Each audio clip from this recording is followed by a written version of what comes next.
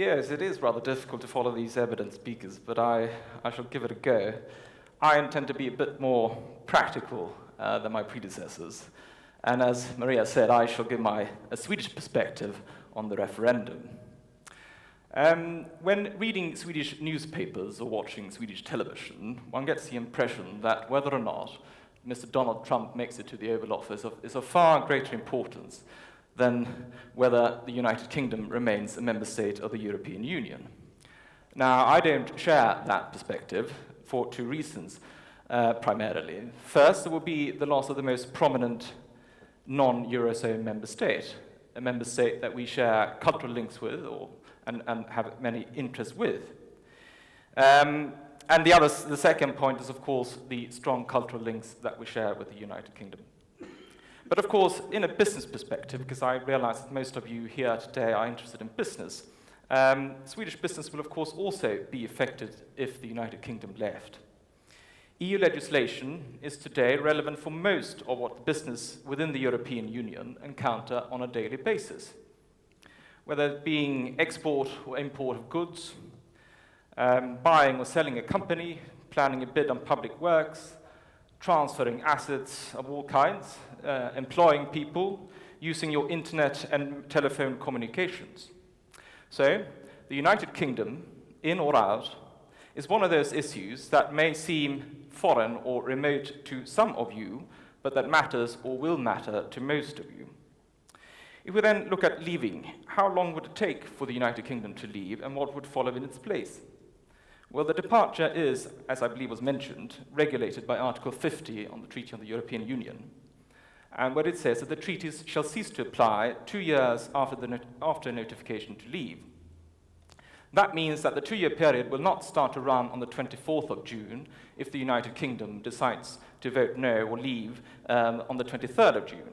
The 2-year period starts whenever the UK hands in its notification to leave, whenever that may be. During this withdrawal period, the UK would remain a member state of the Union. That means that the rules and legislation will continue to apply to the United Kingdom. However, it is likely to be a complicated withdrawal procedure, as Colbert said. And it's very likely, of course, that the 2-year withdrawal period will not be sufficient.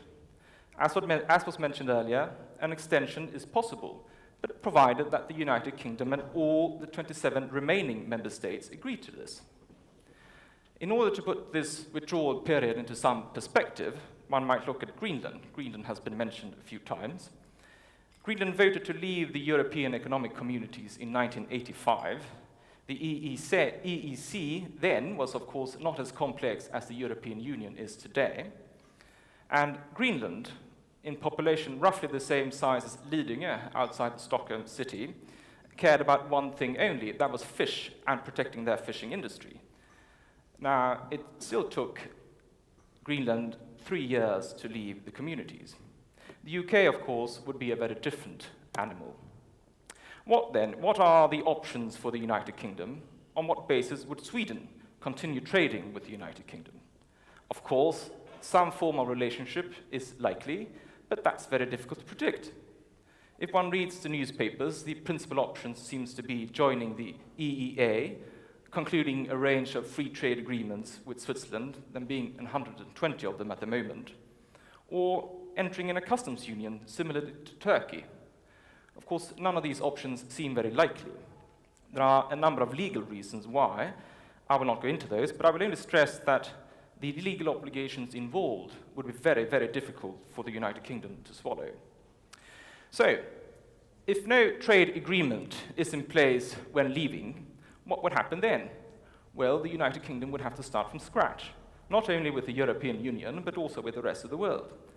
That means concluding the new trade agreements. EU has concluded a number of them, as was mentioned earlier, not only on goods and products, but also, say, for example, on air transport, financial services, etc., etc., etc. And of course, the United Kingdom would no longer be party to the free trade agreements that the EU has negotiated with around 60 non-EU countries' organizations. These free trade agreements cover around 35% of world trade. An important aspect for any Swedish company dealing with the United Kingdom is what rules and legislations will continue to apply in the United Kingdom that are derived from EU law. I will not go into the distinctions between regulations and directives, but I can say this, that the Leave campaign in the United Kingdom has offered some advice. They say that they will do away with all stupid legislation, amend what is amendable, and keep what's worth keeping. Well, that process alone will take some time, and is not likely to be done in a hurry. Some of you might say that Sweden ought to conclude a bilateral trade agreement with the United Kingdom. We ought to do it alone without the European Union. Well, that's not possible. The EU today has exclusive legal competence to conclude these sorts of agreements, and it will be up to the European Union to do so. What then, you ask, what are the immediate practical effects for your business if the United Kingdom will leave the European Union? Well, of course, that depends on your business. But one might say that your business will be affected if you are dealing with the United Kingdom in one way or the other. To name a few examples, what about financial services? EU directives today allows financial services firms authorized in one member state to carry on business in any other member state without the need for a separate host state authorization. This is a so-called passport system. In the perspective of the Swedish financial market and the close ties to the United Kingdom in this respect, these rules are important. What about transfer of personal data outside the European Union? Well, that might become complicated. That is only possible if the third country, that would be the United Kingdom if it leaves, would be considered a safe third country. Well, of course, the United Kingdom would be considered a safe third country, you say. Well, not quite. At the moment, the European courts in Luxembourg considers the United States an unsafe third country. What about commercial contracts? If they are subject to UK law, or if they are meant to be implemented in the United Kingdom, there would be problems. I can go through a range of other issues.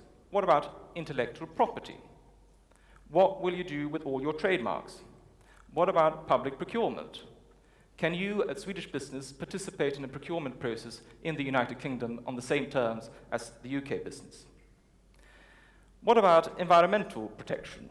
Competition law, how do you buy and sell a company? What rules apply in the United Kingdom if the United Kingdom would leave? What about discrimination law or regulatory law within telecommunications, pharmaceuticals, or the banking industry? What about direct and indirect taxation? How do you transfer your assets to the United Kingdom and how do you bring back assets? When are you taxed for those assets? In conclusion, and my point is that there will be enormous consequences for Swedish business if the United Kingdom decides to leave the European Union. Turning briefly to what happens if they stay within the Union, the starting point must be the February agreement that was concluded on the 19th of February this year. I will not discuss that at any length. I know that Professor Dashwood will deal with this after me, and he's in a far better position than I am to discuss those consequences. I would like to stress the following, however, that the February agreement is a push towards making the European Union more competitive, less bureaucratic, and more effective, and that ought to be good news for Sweden. I should also mention that the February agreement should be seen in the perspective of a greater push within the Union towards a more effective EU.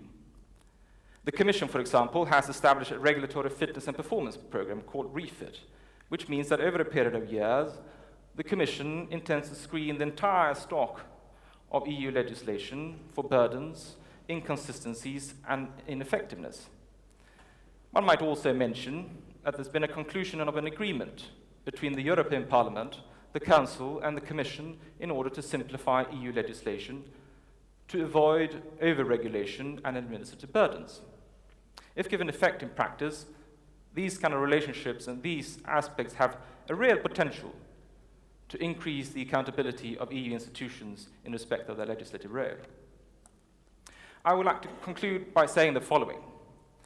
Regardless of whether the United Kingdom decides to stay or leave the European Union, what the consequences might be for Sweden and how we ought to act in relation to those answers provided to us by the referendum on the 23rd of June, the transnational issues within and outside the European Union will not go away. I believe that in Sweden we can do a lot better with not only the existing legal framework, but also how we would like to see the European Union improve in the future.